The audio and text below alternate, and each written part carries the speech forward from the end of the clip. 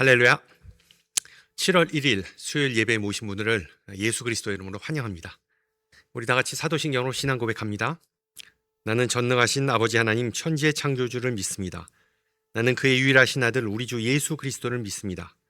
그는 성령으로 잉태되어 동정녀 마리아에게서 나시고 본디오 빌라도에게 고난을 받아 십자가에 못 박혀 죽으시고 장사된 지 사흘 만에 죽은 자 가운데서 다시 살아나셨으며 하늘에 오르시어 전능하신 아버지 하나님 우편에 앉아 계시다가 거기로부터 살아있는 자와 죽은 자를 심판하러 오십니다. 나는 성령을 믿으며 거룩한 공교회와 성도의 교제와 죄를 용서받는 것과 몸의 부활과 영생을 믿습니다. 아멘. 우리 다 같이 찬송가 543장 하시겠습니다. 543장이고요. 예전 찬송가는 342장입니다. 어려운 일 당할 때 543장 우리 함께 찬양합니다.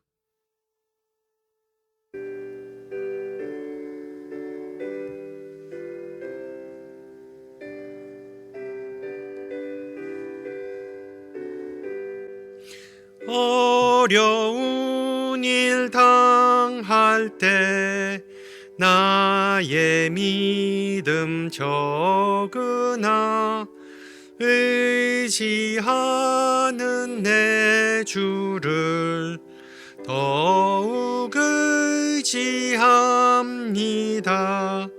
세월 지나갈수록 의지할 것뿐일세. 무슨 일을 당해도 예수 의지합니다. 성령께서 내 마음 밝히 비춰주시니 인도하심 따라서 주만 의지합니다. 세월 지나갈수록 의지할 것뿐일세. 무슨 일을 당해도 예수 의지합니다. 밝을 때의 노래와 어두울 때의 기도로 위태할 때 도움을 주께 간구합니다. 세월 지나갈수록 의지할 것뿐일세. 무슨 일을 당해도 예수 의지합니다. 생명 있을 동안에 예수 의지합니다. 천국 올라가도록 의지할 것뿐일세. 세월 지나갈수록 의지할 것뿐일세. 무슨 일을 당해도 예수 의지합니다.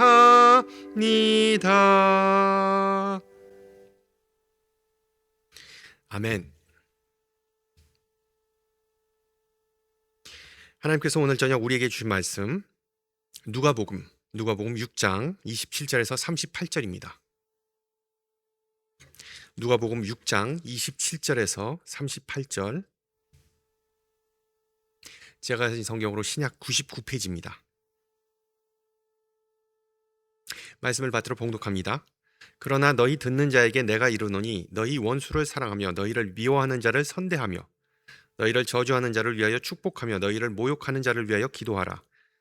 너희 입뺨을 치는 자에게 젖뺨도 돌려대며 내 겉옷을 빼앗는 자에게 속옷도 거절하지 말라. 내게 구하는 자에게 주며 내 것을 가져가는 자에게 다시 달라 하지 말며 남에게 대접을 받고자 하는 대로 너희도 남을 대접하라. 내가 만일 너희를 사랑하는 자만을 사랑하면 칭찬받을 것이 무엇이냐? 죄인들도 사랑하는 자는 사랑하느니라. 너희가 만일 선대하는 자만을 선대하면 칭찬받을 것이 무엇이냐? 죄인들도 이렇게 하느니라. 너희가 받기를 바라고 사람들에게 구워주면 칭찬받을 것이 무엇이냐? 죄인들도 그만큼 받고자 하여 죄인에게 구워주느니라. 오직 너희는 원수를 사랑하고 선대하며 아무것도 바라지 말고 구워주라. 그리하면 너희 상이 클 것이요 또 지극히 높으신 이의 아들이 되리니 그는 은혜를 모르는 자와 악한 자에게도 인자하시니라. 너희 아버지의 자비로우심 같이 너희도 자비로운 자가 되라. 비판하지 말라. 그리하면 너희가 비판을 받지 않을 것이요 정죄하지 말라. 그리하면 너희가 정죄를 받지 않을 것이요 용서하라. 그리하면 너희가 용서를 받을 것이요 주라. 그리하면 너희에게 줄 것이니 곧 후이되어 누르고 흔들어 넘치도록 하여 너희에게 안겨주리라. 너희가 헤아리는 그 헤아림으로 너희도 헤아림을 도로 받을 것이라. 아멘.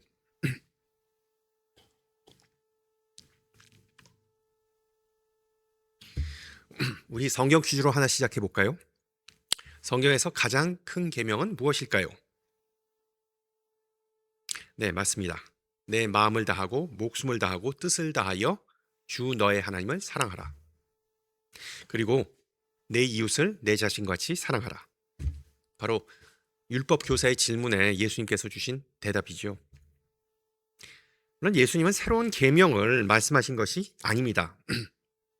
유대교에서 가장 위대한 지도자 모세가 기록한 신명기서의 말씀을 인용하셨던 것뿐이죠. 따라서 예수님 시대에 살고 있던 모든 유대인들은 누구나 다 이 계명을 외우고 있었습니다. 그런데 당시 사람들을 가장 불편하게 만든 말씀은 따로 있었습니다. 바로 오늘 읽은 본문 35절입니다. 너희는 원수를 사랑하라. 원수를 사랑하라.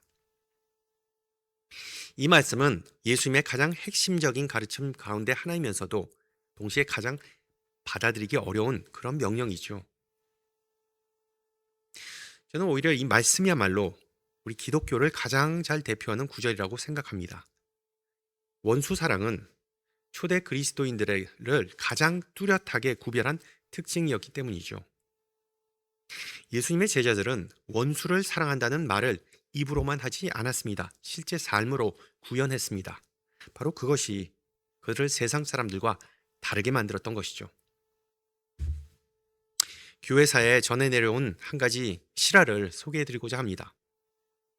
1세기에 기독교가 빠르게 퍼져나가자 유대교 지도자들은 큰 위기감을 느꼈습니다. 바울이 선교 여행 중에 그랬던 것처럼 예수님의 제자들은 회당에 가서 예수를 전했고 믿는 사람들이 점점 늘어났습니다. 그리고 상당히 많은 갈등을 일으켰죠. 그 모든 내용이 거의 다 사도행전에 나옵니다. 그래서 많은 회당 지도자들은, 바리새인들은 유대교를 기독교라는 새로운 분파로부터 지키기 위해 여러 조치를 취했는데 그 가운데 하나가 바로 회당 예배에 삽입된 하나의 기도문이었습니다. 기도문.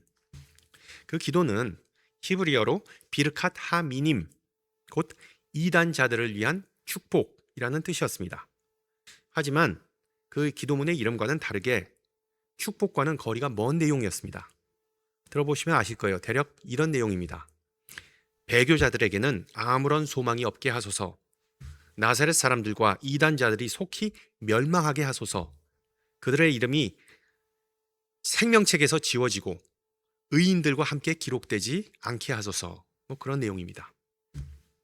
물론 여기서 말하는 이 배교자, 배신자들은 나사렛 사람들, 곧 초대 그리스도인들을 가리킵니다. 예수님이 나사렛 출신이었기 때문이죠. 그리고 여기서 말하는 의인들은 바로 정통 유대교인들을 뜻합니다. 다시 말해 초대교회 성도들, 초대 그리스도인들은 매주 회당에서 동족으로부터, 그러니까 유대인들로부터 공개적으로 저주를 받았습니다. 그런데 그들은 어떻게 반응했을까요?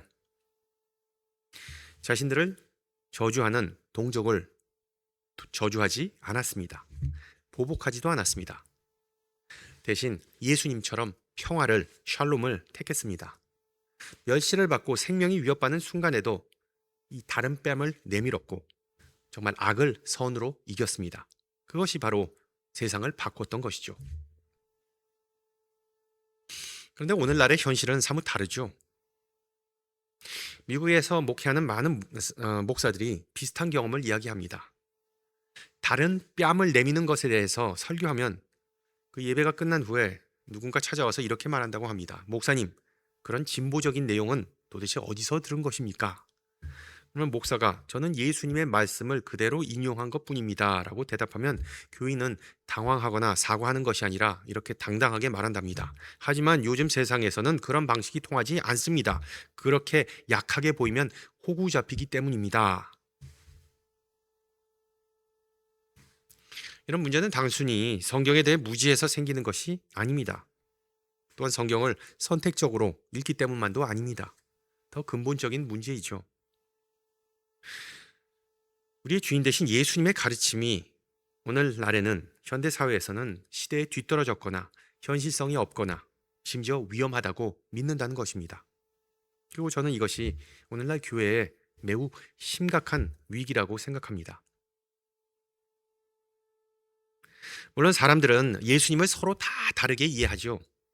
내가 만난 예수님과 다른 사람이 이해하는 예수님은 다를 수 있습니다. 어떤 사람에게는 예수님이 개방적이고 포용적인 분으로 보이지만 또 다른 사람에게는 예수님은 배타적이고 그리고 엄격한 분으로도 보일 수도 있습니다. 실제로 예수님은 자신을 찾아오는 모든 사람을 차별하지 않으시고 환영하시고 누구에게나 다 문을 열어 두셨습니다. 그러나 동시에 구원의 길에 대해서는 정말 조금도 타협하지 않으셨죠.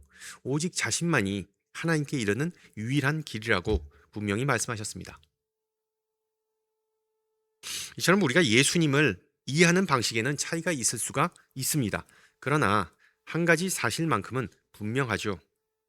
예수님은 단 한 번도 원수 사랑을 포기하지 않으셨습니다.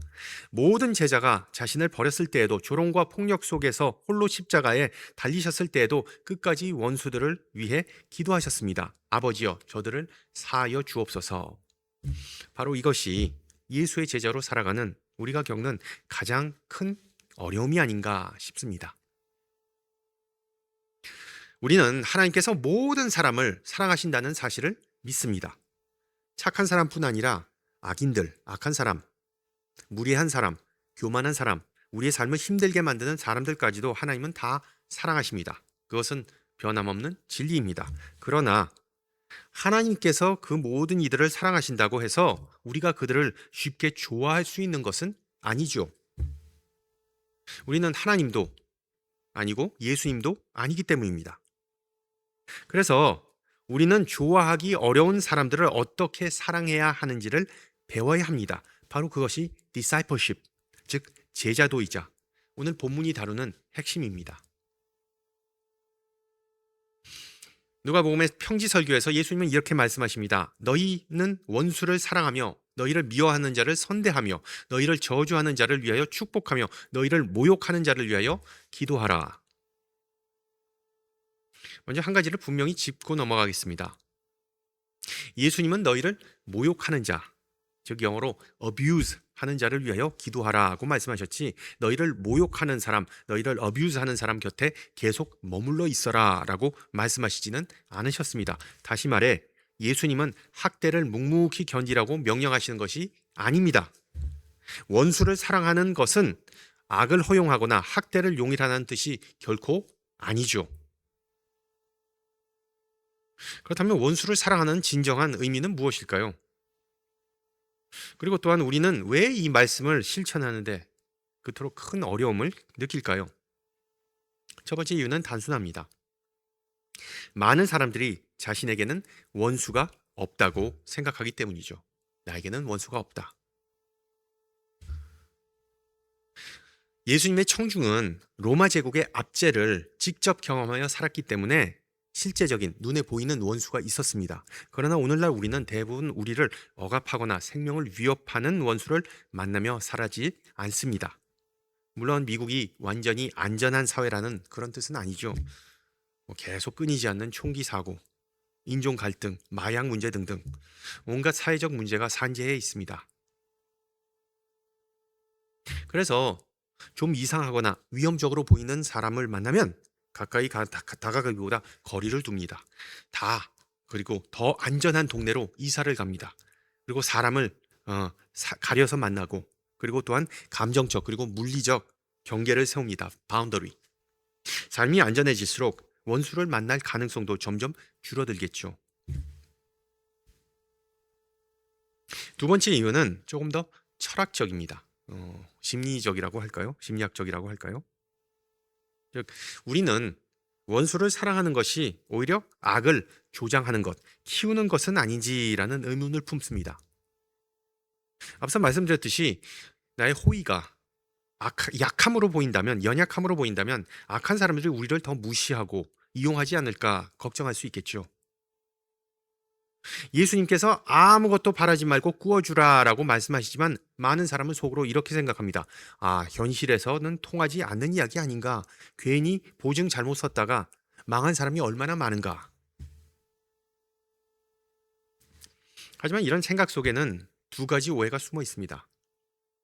첫째는 예수님의 말씀이 비현실적이라고 믿는 것이고, 둘째는 성경이 말하는 그 사랑을 잘못 이해하는 것입니다. 먼저 첫 번째 오해에 대해서 좀 생각해 보고자 합니다. 예수님의 말씀은 처음 들으면 너무 이상적으로 들립니다. 우리는 죄인이고 예수님은 하나님의 아들이시니 예수님께서 하신 말씀은 고귀하지만 현실에서는 실천하기 어려운 이상처럼 아이디어처럼 느껴집니다. 또 그렇게 생각하는 것도 무리는 아니죠. 그러나 이에 대해서 신학자 라인홀트 니버는 이렇게 말했습니다. 세상에는 이상주의자가 반드시 필요합니다. 그들이 현실을 무시하기 때문이 아니라 우리가 불가능하다고 포기한 일에 다시 도전하게 만들기 때문이라 고 기록합니다. 여러분 잘 생각해 보세요. 더 높은 비전과 더 높은 꿈이 없음, 더 큰 꿈이 없다면 우리는 그냥 평범함에 안주하면서 그것을 현실주의라고 부르게 됩니다. 여러분, 과연 그것이 하나님 나라의 참된 모습일까요? 물론 예수님께서는 하루아침에 우리의 감정을 싹 다 모두 바꾸라고 말씀하시지 않으십니다. 작은 순종부터 시작하라고 말씀하십니다. 짧은 기도, 친절한 말 한마디, 용서하기로 한번 결단하는 것, 보복하지 않겠다고 마음먹겠다는 것 등등. 예수님은 인간의 한계를 누구보다 더 잘 아십니다. 그런데도 원수를 사랑하라고 말씀하십니다. 왜일까요? 우리가 하나님의 은혜 안에 거하면 우리는 정말 그렇게 살아갈 수 있기 때문입니다. 그래서 마틴 루터 킹 주니어 목사는 이렇게 말했습니다. 예수님은 비현실적 이상주의자가 아니라 가장 현실적인 현실주의자셨다. 결국 우리의 세상과 문명을 구할 것은 사랑이다. 우리가 원수를 사랑하는 예수님의 말씀을 어려워하는 또 하나의 이유가 있습니다. 원수를 사랑하면 너무 손해보는 것처럼 느껴지기 때문입니다. 예수님의 말씀은 모든 것을 다 남에게 주고 아무것도 기대하지 말라는 뜻처럼 들립니다. 하지만 본문을 꼼꼼히 자세히 읽어보면 전혀 다른 사실을 발견하게 됩니다. 예수님은 우리의 유익함에도 깊은 관심을 가지고 계시다는 것이죠. 이미 우리를 사랑하는 사람을 사랑하는 것은 특별한 일이 아닙니다. 누구나 다 그렇게 할 수 있습니다. 그러나 우리에게 갚을 수 없는 사람을 사랑할 때 예수님은 이렇게 약속하시죠. 너희 상이 클 것이요. 여러분, 이 얼마나 놀라운 말씀입니까? 예수님은 사람에게 보답을 기대하지 말라고 하시면서 동시에 하나님께는 풍성한 상을 기대하라고 말씀하십니다. 도움을 받는 사람을 보면서 계산기를 두드리지 말고 오직 하늘에 계신 아버지를 바라보라는 것입니다. 다시 말씀드리지만 예수님은 순진한 이상주의자가 아닙니다. 우리 인간의 마음을 너무나 잘 아시는 분입니다. 우리가 이기적이고 보답을 기대한다는 것도, 그리고 친절히 외면당하면 쉽게 상처받는 것도 모두 다 아십니다. 그래서 순종에는 대가가 따르지만 결코 헛되지 않다라고 약속하십니다. 희생적인 사랑은 하나님 앞에서 결코 잊혀지지 않는다라고 말씀하시죠. 실제로 예수님께서 약속하신 상은 장차 받을 상급만을 가리키는 것이 아닙니다. 우리가 천국에 가서 받을 상만을 가리키는 것이 아닙니다. 우리가 지금 이 세상 속에서 살면서도 그 은혜를 미리 맛보곤 합니다. 뭘까요? 옳은 일을 하고 그리고 난 뒤에 찾아오는 평안이 있죠. 상대방을 용서할 때 누리는 자유함이 있습니다. 말씀을 순종할 때 경험하는 큰 기쁨이 있습니다. 그러면 보다시피 예수님의 가르침은 결코 비현실적인 이상이 아닙니다. 놀라울 만큼 실제적이고 그리고 실용적입니다. 이제 두 번째 오해, 곧 성경적 사랑에 대한 잘못된 이해를 좀 살펴보고자 합니다. 예수님께서 원수를 사랑하라고 말씀하셨을 때 그것은 결코 따뜻한 감정을 가지라는 뜻이 아니었습니다. 이게 우리가 많이 오해하는 부분입니다. 예수님은 결코 우리에게 좋아하라라고 말씀하시지 않으셨습니다. 여러분, 좋아하는 것은 감정입니다. 그러나 사랑은 선택입니다. 그래서 예수님께서 말씀하신 사랑은 아가페적인 사랑이죠. 아가페입니다. 이 인간의 감정과는 상관없이 상대의 유익을, 내 감정이 아니라 상대의 유익을 먼저 구하는 그런 사랑입니다. 고린도전서 13장에 나온 그 내용과 일맥상통하죠. 그래서 예수님은 곧바로 사랑을 감정이 아니라 몇 가지 행동으로 설명하십니다. 즉 선을 행하라, 축복하라, 기도하라, 다 모두 선택입니다. 다시 말씀드리지만 예수님은 악을 선이라고 부르라고 말씀하지 않으십니다. 내가 받은 상처를 부정하라고 다 그냥 잊고 살라고 말씀하시지도 않습니다.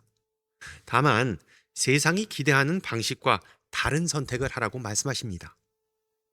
복수 대신 친절을, 저주 대신 축복을, 미움 대신 기도를 선택하는 것이죠. 사실 이것은 단순히 참는 것보다, 인내하는 것보다 훨씬 더 어렵습니다. 누구나 다 그냥 보복을 억누를 수 있습니다. 보복하고자 하는 마음을 억누를 수 있습니다. 그러나 나를 상처 입힌 사람을 위해 진심으로 기도하는 것은 정말 하나님과 같은 마음이 아니면 불가능하죠. 그런데 바로 그것이 하나님과 같은 마음을 예수님께서 우리에게 주시려는 것이죠. 앞서 말씀드렸듯이 예수님 당시 대부분의 유대인들은 원수를 미워하도록 배웠습니다. 그래서 어떤 사람들은 이방인을 어둠의 자식이라고까지 불렀습니다. 그러나 예수님은 그 모든 기존의 사고방식을 뒤집으셨습니다. 사랑받을 자격이 있는 사람에게만 사랑을 베푸는 것이 아니라 하나님께서 사랑하시는 방식으로 사랑하라고 명령하셨습니다. 왜일까요? 하나님께서 먼저 우리를 그렇게 사랑하셨기 때문입니다. 우리가 하나님을 사랑하기 이전에 하나님께서 먼저 우리를 사랑하셨습니다. 우리가 아직 죄인이었을 때 하나님은 우리를 직접 찾아오셨습니다. 그래서 하나님의 자비는 끝이 없어 정말 자격 없는 사람들에게까지도 다 풍성히 흘러갔습니다. 하나님의 자녀된 우리 역시 그 자비를 세상에 흘려보내도록 부름받았습니다. 이런 의미에서 예수님은 38절에서 정말 아름다운 비유를 들어 말씀하시죠. 후히 되어 누르고 흔들어 넘치도록 하여 너희에게 안겨주리라. 시장에 가본 사람이라면 이 장면을 쉽게 이해할 수 있습니다. 보통 상인은 돈을 받은 만큼 되에 담아줍니다. 정확한 분량을 담아주죠. 그 이상은 기대하기 어렵습니다. 물론 전통시장에 가서 인심 좋은 상인을 만나면 조금 더 얹어주기도 하죠. 그런데 하나님의 방식은 완전히 다릅니다. 하나님은 되를 가득 채우십니다. 정말 눌러 담으시고 흔들어 빈틈 없게 하신 뒤에 넘칠 때까지 또 넘칠 때까지 부어주십니다. 이것이 바로 하나님의 은혜입니다. 하나님의 은혜와 자비는 언제나 우리의 기대를 뛰어넘습니다. 그리고 예수님은 이와 같은 방식으로 다른 사람들에게 너그러움과 자비와 은혜를 베푸는 사람은 하나님의 그 흘러 넘치는 은혜를 자신의 삶 속에서도 경험하게 될 것이라고 약속하시죠. 자, 이제 처음에 던졌던 질문으로 한번 돌아가 볼까요? 여러분의 원수는 과연 누구입니까? 주일학교에서 흔히 나오는 답은 사탄 마귀이죠. 물론 틀린 말은 아닙니다. 그러나 오늘 본문에서 예수님은 우리가 조금 더 훨씬 가까운 곳을 바라보기를 원하십니다. 어쩌면 여러분의 원수, 에너미는 늘 스트레스를 주는 직장 상사일 수도 있습니다. 끊임없이 갈등을 일으키는 이웃일 수도 있습니다. 불편한 친척일 수도 있습니다. 깊은 상처를 준 교회 성도일 수도 있습니다. 어떤 부모는 속을 썩이는 자녀를 바라보며 자식이 왼수라고 느끼기도 하죠. 우리 모두는 그런 순간을 경험했습니다. 그러나 그 대상이 그 소위 말하는 원수가 누구이든 예수님의 명령은 변하지 않습니다. 사랑하라, 선을 행하라, 축복하라, 그리고 기도하라. 아멘. 다윗은 이런 믿음이 무엇인지를 가장 잘 보여주는 사람 가운데 한 명입니다. 우리와는 달리 다윗에게는 실제로 생명을 노리는 원수들이 있었습니다. 장인 사울, 정말 오랫동안 그의 목숨을 노렸죠. 그리고 사울의 친척 시므이는 공개적으로 다윗을 저주하며 모욕했습니다. 심지어 아들 압살롬은 반란을 일으켜 아버지를 예루살렘에서 쫓아냈습니다. 정말 다윗에게는 그들을 제거할 기회가 여러 번 있었습니다. 그러나 그는 끝내 자신의 손으로 복수하지 않았습니다. 충분히 그럴 수 있었던 능력과 군사적 힘이 있었음에도 불구하고 그는 그 힘과 능력을 사용하지 않았습니다. 다윗이 연약해서였을까요? 아니죠. 다윗이 신앙의 위인이었던 이유는 그가 남긴 많은 군사적 성공 때문이 아니라 하나님을 향한 신뢰 때문이었습니다. 그는 복수 대신 하나님 앞에 자신의 마음을 매번 비추어 보았습니다. 직접 정의를 이루려 하지 않고 하나님의 정의를 신뢰했습니다. 그리고 또한 원수를 처리하는 일은 온전히 하나님께 맡겼습니다. 왜? 하나님께서 가장 공의롭고 가장 선한 방법으로 일하실 것을 믿었기 때문이죠. 바로 이것이 제자의 삶입니다. 제자도입니다. 예수님을 따르는 사람의 가장 큰 관심은 다른 사람을 평가하거나 정죄하는 데 있지 않습니다. 바리새인들처럼 이것은 죄다, 저것은 죄가 아니다, 또는 이것은 거룩하다, 저것은 부정하다라고 끊임없이 판단하는 데 있지 않습니다. 참된 예수의 제자의 관심은 하나님과 더욱 깊은 관계를 맺는 데 있습니다. 그렇다면 우리는 어떻게 그렇게 살아갈 수 있을까요? 본문을 보세요. 예수님은 세상이 이해할 수 없는 방식으로 살라고 우리를 초대하십니다. 사람들이 이해할 수 없는 방식으로 사랑하라고 부르십니다. 용서할 이유가 없어도 용서하라고 부르십니다. 다른 사람이 저주할 때, 손가락질할 때, 욕을 할 때, 축복하고 다른 사람들이 공격할 때 기도하라고 말씀하시죠. 물론 이런 사랑은 인간의 의지만으로, 인간의 능력만으로는 불가능합니다. 그러나 하나님께서 먼저 우리를 어떻게 사랑하셨는지를 기억할 때 비로소 가능해집니다. 할렐루야. 성도 여러분, 우리 모두는 자격이 없지만 하나님의 자비를 받았습니다. 우리 모두는 결코 용서를 받을 수 없지만 용서를 받았습니다. 우리가 아직 하나님의 원수였을 때에도 그리스도께서 우리를 사랑하셨습니다. 그러므로 우리 역시 그 은혜를 다른 사람들에게 흘려보낼 수 있습니다. 동시에 예수님께서는 제자들이 자신의 힘만으로 이것을 할 수 없다는 것을 너무 잘 아셨죠. 그래서 이렇게 물으셨습니다. 너희가 너희를 사랑하는 자를 사랑하면 칭찬받을 것이 무엇이냐? 죄인들도 사랑하는 자는 사랑하느니라. 그 뜻은 분명하죠. 세상 사람들도 자기에게 잘해주는 사람에게는 다 잘해줍니다. 다 좋아합니다. 친절을 친절로 갚는 일은 누구나 다 할 수 있다는 것이죠. 오늘날 예수님은 우리에게도 물으십니다. 나의 제자인 너희는 도대체 다른 사람들과 무엇이 다르냐? 내 제자로서 너희는 무엇을 더 하고 있느냐? 물론 이 질문 앞에서 우리는 예수님께, 하나님 앞에 자랑할 것이 하나도 없죠. 그러므로 우리가 할 수 있는 일은 성령께서 우리 마음을 아버지 하나님의 마음을 닮아가도록 빚어주시기를 겸손히 구하는 것입니다. 복수하는 상황에 처해 있으면 노라고 단호하게 말하고 화해할 수 있는 기회는 예스라고 말합시다. 우리에게 잘못한 사람들을 위해 진심으로 기도하세요. 그리고 정의는 하나님께 맡기세요. 그리고 세상 사람들이 이해할 수 없는, 정말 설명할 수 없는 사랑을 보여주고자 하는 그런 사람들이 되세요. 여러분 기억하세요. 예수님은 우리에게 할 수 있는 일만 하라고 부르시지 않으셨습니다. 우리의 힘으로는 불가능해 보이는 삶으로 우리를 초대하십니다. 왜냐하면 하늘 아버지께서 우리에게 원하시는 것은 정말 계산하는 사랑이 아니라 계산 없는 사랑. 하나님께서 우리를 사랑하신 것처럼 아낌없이 베푸는 사랑이기 때문입니다. 함께 기도합니다. 자비로우신 하나님, 주님의 독생자이시며 우리의 위대한 스승이신 예수 그리스도의 가르침을 통해 우리의 믿음을 더욱 자라게 하심에 감사합니다. 또한 우리가 누구인지, 곧 이 세상에서 주님의 거룩하고 의로운 백성으로 살아가도록 부름받은 사람임을 다시금 일깨워 주심에 감사합니다. 그러나 주님, 우리는 수없이 주님의 뜻에 미치지 못했음을 고백합니다.